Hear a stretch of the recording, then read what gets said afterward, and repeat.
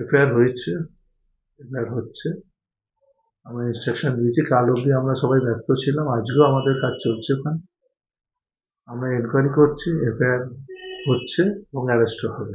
যেই মালিক হোক, আমি জানি না কে মালিক আছে, যেই মালিক হোক, যেই হোক, এই ঘটনার সঙ্গে যারা যুক্ত আছেন, মালিকই হোক কি ম্যানেজারই হোক, অ্যারেস্ট হবেই। ঘটনাটা দুঃখজনক।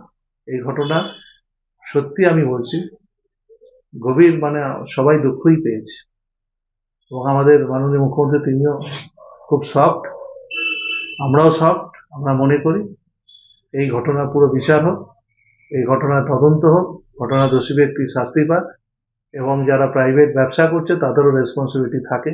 তারাও যেন কখনো মনে করে না যে আমাদের রেসপন্সিবিলিটি কিছু নেই। শুধু ব্যবসা করলে হবে না, ব্যবসা করতে গেলে নিয়ম মেনে এটাই বলছি, সমস্ত এসওপি কি ফায়ার ডিপার্টমেন্ট ঠিক করে দেবে যে এই ধরনের গোডাউন? এসওপি তো অলরেডি আমাদের একটা কিছুদিন আগে, আপনারা জানেন, এই ঘটনার পর একটা এসওপি হয়েছে, সেখানে কিছু কিছু কথা বলেছি আমি।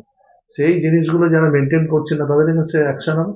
আমি ইমিডিয়েট বলেছি ওই এলাকায় যতগুলো মানে ওয়্যার হাউস আছে, কালকে থেকেই বলেছি একটা অডিট টিম তৈরি করে ওখানে অডিট করার জন্য। যদি কেউ দেখা যায় কেউ নিয়ম মানছে না ওখানে, তাহলে তার এগেনস্টে যা লিগাল অ্যাকশন আছে হবে।